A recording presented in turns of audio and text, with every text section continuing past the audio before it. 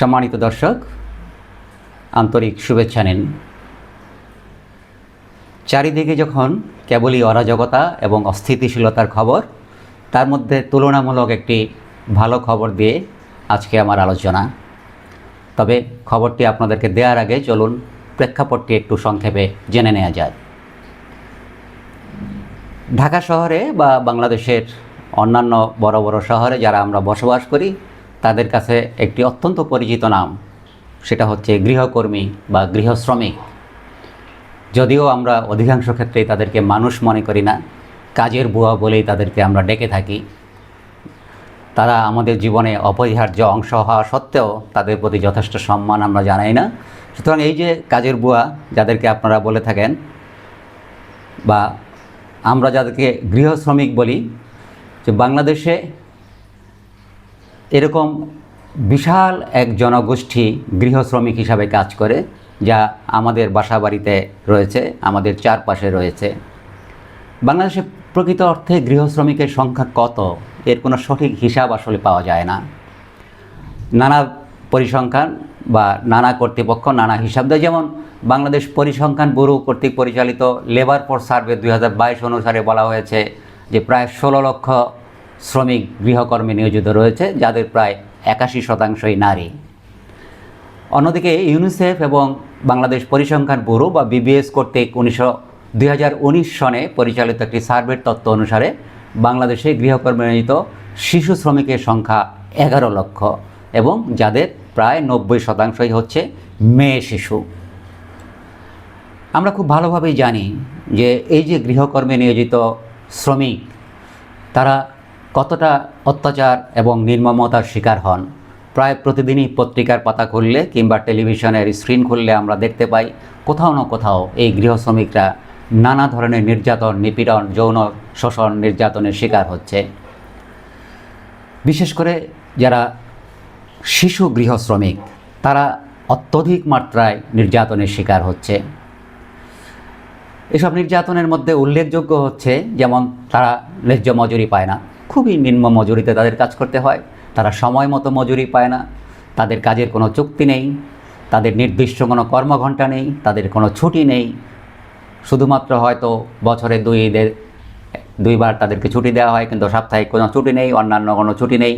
অত্যন্ত নিম্নমানে তাদের থাকার ব্যবস্থা। যারা 24 ঘন্টা কাজ করে, দুই ধরনের গৃহশ্রমিক আছে আপনারা জানেন, যারা আমরা live in and live out বলি, বাংলায় আমরা বলে থাকি ছুটা বুয়া, বান্ধা বুয়া।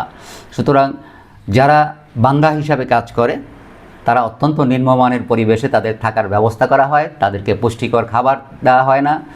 শিশু যারা আছে তারা শিক্ষার সুযোগ থেকে বঞ্চিত, কোনো রকম শিক্ষা লাভের সুযোগ নেই, তারা কোনো চিকিৎসা সহায়তা পায় না, তাদেরকে শারীরিক সামর্থ্যের বাইরে কাজ করতে হয় এবং অত্যন্ত বিপজ্জনক পরিবেশে কাজ করতে হয়।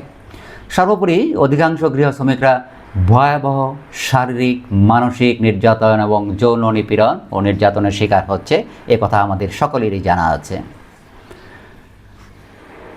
বিষয় হচ্ছে, বাংলাদেশ সরকার এবং জাতীয় ও আন্তর্জাতিক বিভিন্ন এনজিও বা উন্নয়ন সংস্থা দীর্ঘদিন থেকেই এ সমস্ত গৃহশ্রমিকদের জীবনমান উন্নয়ন, তাদের অধিকার রক্ষার জন্য কাজ করে আসছে, নানা প্রকল্প বাস্তবায়ন করছে। কিন্তু তা সত্ত্বেও গৃহকর্মীদের অধিকারের সুরক্ষার বিষয়টি বাংলাদেশে এখনও একটি অত্যন্ত অন্যতম সমস্যা হিসাবে বিবেচনা করা হয় বা বিরাজ করছে। তার প্রধান কারণ হচ্ছে আমাদের যে বিদ্যমান আইনি কাঠামো, সেই আইনি কাঠামোর দুর্বলতার কারণে গৃহশ্রমিকরা মানবেতর জীবনযাপন করছে। এখানে বিশেষভাবে উল্লেখ করা প্রয়োজন যে বাংলাদেশের বিদ্যমান কোনো আইনই গৃহশ্রমিকদের সুরক্ষার বিষয়টি বা অধিকারের বিষয়টি নিশ্চিত করতে পারেনি। শ্রমিকদের নিরাপত্তার জন্য, শ্রমিকদের সব কিছু দেখভাল করার জন্য সবচেয়ে বড় যে আইন, সবচেয়ে অ্যাপ্রোপ্রিয়েট যে আইন, সেটি হচ্ছে শ্রম আইন, বাংলাদেশ শ্রম আইন 2006, যেটি 2013 সনে একবার এবং 2017 সনে একবার সংশোধন করা হয়েছে। কিন্তু এই শ্রম আইনে স্পষ্টভাবে বলে দেওয়া আছে, শ্রম আইনের 1-4 ধারায় বলা আছে এই আইন গৃহকর্মীদের বেলায় প্রযোজ্য হবে না। অর্থাৎ শ্রম আইন গৃহকর্মকে এতদিন পর্যন্ত কাজ হিসাবে স্বীকৃতি দেয়নি। এর ফলে কোনো গৃহকর্মী শ্রম আইনের কোনো ধারায় কোনো প্রকার অধিকার দাবি করতে পারবে না এবং পারছিল না। তদুপরি তারা শ্রম আদালতের দ্বারস্থও হতে পারবে না। সুতরাং শ্রম আইন যখন গৃহকর্মকে কাজ হিসাবে স্বীকৃতি না দেয়, তখন গৃহকর্মীরা সম্পূর্ণভাবে আইনের দিক থেকে অসহায় হয়ে পড়ে। তারা যে কোনো নিপীড়ন, নির্যাতন, এমনকি খুন করা হচ্ছে গৃহকর্মীদেরকে, সেখানেও তারা শ্রম আইনের বিচার পায় না। এর বিকল্প হিসাবে যারা বিশেষ করে বিভিন্ন ট্রেড ইউনিয়ন সংস্থা, জাতীয় বা আন্তর্জাতিক এনজিও যারা গৃহ শ্রমিকদের অধিকার নিয়ে কাজ করে, তারা বহুদিন থেকে দাবি জানাচ্ছিল, যেহেতু শ্রম আইন গৃহকর্মকে কাভার করে না, অর্থাৎ গৃহকর্মের অন্তর্ভুক্ত নয়, গৃহকর্মীরা শ্রম আইনের অন্তর্ভুক্ত নয়, সে কারণে একটি বিকল্প ব্যবস্থা তৈরির জন্য এবং সেই বিকল্প ব্যবস্থা হিসাবে 2015 সনে গৃহকর্মী সুরক্ষা ও কল্যাণ নীতিমালা প্রণীত হয়। বাট দুঃখের বিষয় হচ্ছে এই 2015 সনের পর থেকে 2025 সন, 10 বছর, এই গৃহশ্রমিক সুরক্ষা ও কল্যাণ নীতি সামান্য অংশ বাস্তবায়িত হয়নি। এবং পরিষ্কার কথা হচ্ছে যে একটি নীতিমালা কখনো বাস্তবায়ন করা যায় না। এই নীতির অধীনে যদি একটি আইন করা যেত, তাহলে সেই আইন প্রয়োগের মাধ্যমে হয়তোবা গৃহশ্রমিকদের সুরক্ষা নিশ্চিত করা সম্ভব হতো। যেহেতু কোনো আইন প্রণীত হয়নি, তাই নীতিমালার মতো রয়েছে, শুধুমাত্র কাগজে ভালো ভালো কিছু কথা। এখন বলবো যে আজকের যে ভালো খবরটি আপনাদেরকে দিতে চেয়েছি সেটা হচ্ছে যে আমি একটু বলে রাখি এর সাথে যে বাংলাদেশ সরকার 2001 সনে ঝুঁকিপূর্ণ শিশুশ্রম সম্পর্কিত আইএলও কনভেনশন 182 অনুস্বাক্ষর করেছে। তারই অংশ হিসাবে 2013 সনের মার্চ মাসে শিশুদের জন্য ঝুঁকিপূর্ণ কাজের একটি তালিকা প্রকাশ করেছে এবং এই তালিকায় মোট 43টি কাজ শিশুদের জন্য ঝুঁকিপূর্ণ হিসাবে চিহ্নিত করা হয়েছে। কিন্তু দুঃখজনক বিষয় হচ্ছে বিভিন্ন এনজিও এবং ট্রেড ইউনিয়ন সংস্থার নানা দেন দরবার করা সত্ত্বেও গৃহকর্মকে বা গৃহকর্মে নিয়োজিত শিশুদের যে কাজ, তাকে এই ঝুঁকিপূর্ণ তালিকায় অন্তর্ভুক্ত করা হয়নি। আমি আজকে মূলত আমার এই আলোচনা শিশু গৃহকর্মীদের উপরে ফোকাস করব, সে কারণে শিশুদের এই বিষয়টি বলে নিচ্ছি। সুতরাং সব কিছু মিলিয়ে এ যাবৎ শ্রমিকেরা সব ধরনের আইনি সুরক্ষার বাইরে ছিল। তবে যেটি ভালো সংবাদ সেটি হচ্ছে গত 23 অক্টোবর 2025 অন্তর্বর্তী সরকার শ্রম আইন সংশোধন করেছে। মূলত যুক্তরাষ্ট্র সহ বিভিন্ন যে আন্তর্জাতিক আমদানিকারক প্রতিষ্ঠান রয়েছে, যারা বাংলাদেশ থেকে নানা কিছু আমদানি করে, বিশেষ করে গার্মেন্টস পণ্য, তারা দীর্ঘদিন থেকে দাবি জানাচ্ছিল যে বাংলাদেশের শ্রম আইন ইন্টারন্যাশনাল স্ট্যান্ডার্ড অনুযায়ী অনেক নিম্নমানের। সুতরাং এই শ্রম আইনকে আধুনিকায়ন করতে হবে, এই শ্রম আইনকে সংশোধন করতে হবে। এছাড়া দেশের ভিতরে যারা এনজিও এবং ট্রেড ইউনিয়ন সংস্থা রয়েছে, তারাও এই শ্রম আইনের সংশোধন দাবি করে আসছিল। সেই দাবির পরিপ্রেক্ষিতে, জাতীয় এবং আন্তর্জাতিক এই দাবির পরিপ্রেক্ষিতে এই 23 অক্টোবর সংশোধিত শ্রম আইন 2025 পাশ করা হয়। এবং খুবই সিগনিফিক্যান্ট ঘটনা হচ্ছে, এত বছর পরে এই সংশোধিত শ্রম আইন 2025-এ গৃহকর্মকে কাজ হিসাবে স্বীকৃতি দেওয়া হয়েছে। ফলে এখন থেকে থিওরিটিক্যালি গৃহ শ্রমিকরা শ্রম আইনের দ্বারা সুরক্ষিত থাকবার কথা। যদিও এই শ্রম আইন কতটা অ্যাপ্রোপ্রিয়েটলি বাস্তবায়িত হবে, কত দীর্ঘ সময়ের মধ্যে এই বাস্তবায়ন প্রক্রিয়াটি আমরা দেখতে পাবো, সেটি এখনও প্রশ্ন সাপেক্ষ। তারপরেও অন্তত দীর্ঘদিনের এই যে আমাদের একটি জটিলতা ছিল, সেই জটিলতাটির অবসান ঘটল। শ্রম আইন এখন গৃহশ্রমিককে বা গৃহকর্মকে কাজ হিসাবে স্বীকৃতি দিয়েছে। এখানে বিশেষভাবে শিশু গৃহকর্মীদের বিষয়ে আরও কিছু কথা বলতে চাই। এতদিন পর্যন্ত যেহেতু শ্রম আইনের তারা অন্তর্ভুক্ত ছিল না এবং গৃহশ্রমিক সুরক্ষা কল্যাণ নীতির দ্বারাও তারা কোনো সুরক্ষা পায়নি, তাই অনেক এনজিও যারা এই বিষয়ে কাজ করে তারা দাবি তুলছিল যে শিশু গৃহকর্মীদের সুরক্ষার জন্য একটি নতুন আইন প্রণয়ন করা প্রয়োজন।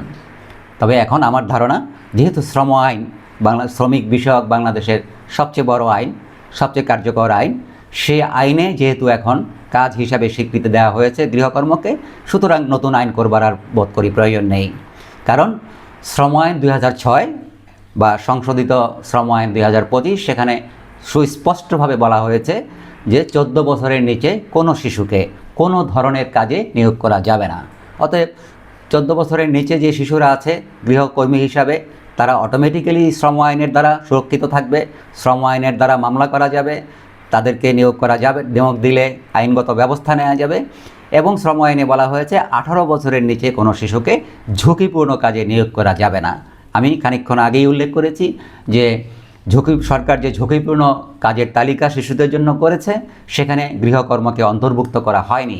সুতরাং এখন আমাদের প্রধান কাজ হবে, আমরা যারা এ নিয়ে কাজ করছি, অ্যাডভোকেসি করছি, সরকারের সাথে দর কষাকষি করছি, তাদের কাজ হবে জরুরি ভিত্তিতে গৃহকর্মকে শিশুদের যে গৃহকর্ম সেটাকে ঝুঁকিপূর্ণ কাজের তালিকায় অন্তর্ভুক্ত করা। তাহলে একদিকে শ্রম আইনের দ্বারা তারা 14 বছর পর্যন্ত সুরক্ষিত থাকবে এবং ঝুঁকিপূর্ণ তালিকায় যদি এটিকে নেওয়া যায় তাহলে ঝুঁকিপূর্ণ কাজ হিসেবে চিহ্নিত হওয়ার ফলে সেটাও শ্রম আইনের অধীনে এই শিশুদেরকে গৃহকর্মের মতো একটি নিকৃষ্ট ধরনের কাজে আর জড়িত থাকতে হবে না। পর্যায়ক্রমে তাদেরকে এখান থেকে সরিয়ে এনে তাদের জন্য বিকল্প ব্যবস্থা করা, তাদের শিক্ষার ব্যবস্থা করা, তাদের স্কিল ডেভেলপমেন্ট ট্রেনিংয়ের দিয়ে মাধ্যমে তাদেরকে শোভন কাজে নিয়োজিত করার জন্য সুবিধা হবে।